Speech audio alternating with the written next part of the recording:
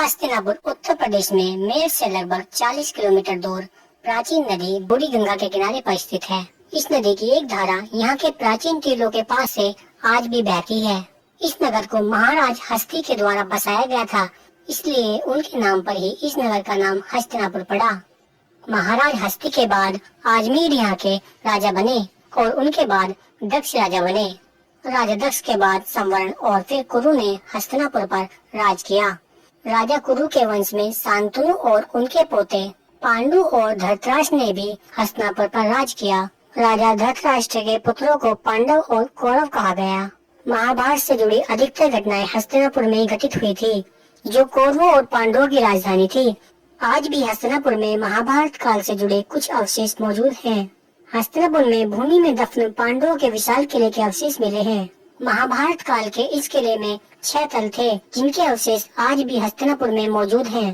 पांडवों के किले के ये अवशेष ठीक प्रकार से देखभाल न होने के कारण अब नष्ट होने की कगार पर हैं।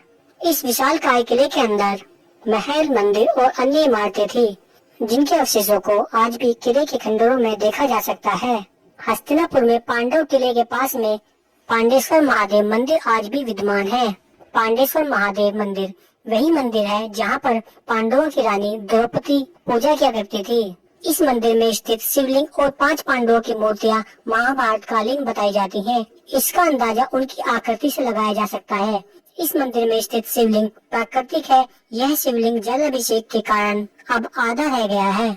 इस मंदिर के परिसर में एक प्राचीन विशाल वट वृक्ष भी मौजूद है। इस वृक्ष के नीचे श्रद्धालु दीपक जलाकर पूजा अर्चना करते हैं। इस मंदिर के पास प्राचीन शीतल जल का कुआं आज भी मौजूद है। यह पांडेश्वर महादेव मंदिर देश ही नहीं बल्कि विदेशों में भी प्रसिद्ध है।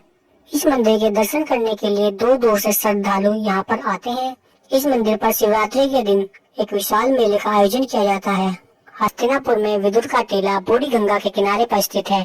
यह टीला लगभग 50 से 60 फीट ऊंचा है। इस टीले को विदुर का निवास स्थान कहा जाता है। विदुर पांडु और धृतराष्ट्र के सौतेले भाई थे। विदुर अपनी बुद्धि और अच्छी सलाह के कारण प्रसिद्ध थे।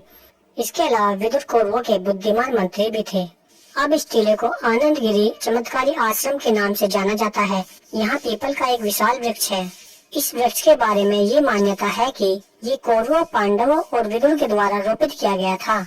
हस्तिनापुर में कर्णेश्वर मंदिर भी विद्यमान है। कर्ण मंदिर का निर्माण लगभग 4000 ईसा पूर्व पांडेश्वर मंदिर के पास ही नदी गंगा के किनारे गंगा नदी की घाटी में हुआ था। कहा जाता है कि इस मंदिर में कर्ण ने स्वयं शिवलिंग की स्थापना की थी। कर्ण घाट मंदिर पर सूर्य पुत्र दानवीर कर्ण भगवान शिव की पूजा करने के पश्चात 1.25 मन सोना प्रतिदिन दान किया करते थे।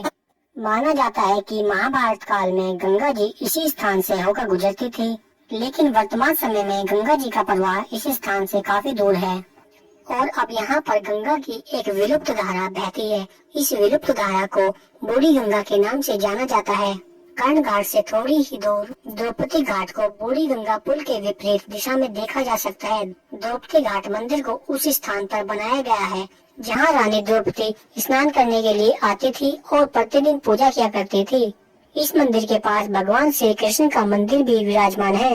हस्तिनापुर में आपको प्रकृति का अद्भुत नजारा देखने को मिलेगा। हस्तिनापुर में हस्तिनापुर अभ्यारण्य 1986 में स्थापित किया गया भारत में प्रमुख वन्य जीव परियोजनाओं में से यह एक है, जहां पर आप प्राकृतिक सौंदर्य को निहार सकते हैं। इस अभ्यारण्य में अनेक प्रकार के जीव जंतु पाए जाते हैं। वर्तमान समय में हस्तिनापुर जैन धर्म का मुख्य केंद्र है। यहाँ पर जैन धर्म से संबंधित अनेकों मंदिर हैं। यहाँ पर श्री दिगंबर जैन बड़ा मंदिर हस्तिनापुर में सबसे बड़ा जैन मंदिर है। यहाँ जैन धर्म के कई तीर्थंकरों का जन्म हुआ था। यही कारण है कि यहाँ पर काफी संख्या में जैन मंदिर मौजूद हैं। इन्हीं जैन मंदिरों में से एक श्री दिगंबर जैन प्राचीन बड़ा मंदिर हस्तिनापुर में स्थित सबसे प्राचीन मंदिर है। माना जाता है कि इस मंदिर का निर्माण 1801 में किया गया था। इस मुख्य मंदिर में प्रमुख देव 16वें जैन तीर्थंकर श्री शांतिनाथ पद्मासन अवस्था में विराजमान है। यहाँ पर दोनों ओर 17वें और 18वें तीर्थंकर श्री कुंठुनाथ और श्री आरानाथ की मूर्ति भी स्थापित है।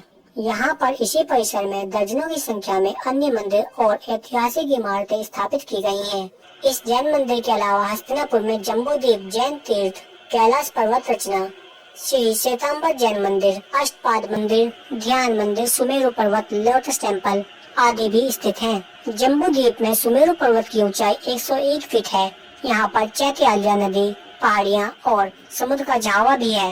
हस्तिनापुर में कैलाश पर्वत 121 फीट ऊंची इमारत है। इस मंदिर में मुख्य देव ऋषभनाथ की मूर्ति स्थापित की गई है, जो जैन धर्म के प्रथम तीर्थंकर थे। इसके अलावा इस मंदिर के परिसर में और भी बहुत सारे मंदिरों का निर्माण किया गया है। इस मंदिर परिसर में लोटस टेम्पल का निर्माण किया गया है, जो कारीगरी का एक उत्कृष्ट नमूना है। जम्बू द्वीप जैन समुदाय के सबसे प्रतिष्ठित तीर्थ स्थानों में से एक है। यह मंदिर अपने समृद्ध इतिहास, स्वच्छता और कायाकल्प अनुभव के लिए व्यापक रूप से जाना जाता है। इस तीर्थ का आधिकारिक नाम दिगंबर जैन त्रिलोक शोध संस्थान है और इसका प्रमुख आकर्षण केंद्र जम्बू द्वीप के प्रतिरूप में निर्मित भवन है। जम्बू द्वीप मंदिर अत्यंत सम्मानित और प्रसिद्ध जैन साध्वी श्री ज्ञानमती माता जी के अथक और समर्पित प्रयासों के द्वारा बनाया गया था। ऐसा माना जाता है कि साध्वी ने 1965 में विंध्य पर्वत श्रेणी में भगवान बाहुबली की पवित्र मूर्ति के नीचे ध्यान लगाते हुए एक स्वप्न देखा, जिसमें उन्होंने मध्य लोक के साथ 13 द्वीपों को देखा था। उसके बाद साध्वी ने मंदिर बनाने के लिए सही स्थान की तलाश में पूरे देश में पदयात्रा शुरू कर दी और अंत में वे हस्तिनापुर आ पहुंची और इस पवित्र स्थान पर अपनी स्वप्न योजना को शुरू करने का फैसला किया। इस मंदिर की आधारशिला 1974 में रखी गई, जो पूरी तरीके से 1985 में बनकर तैयार हुआ था।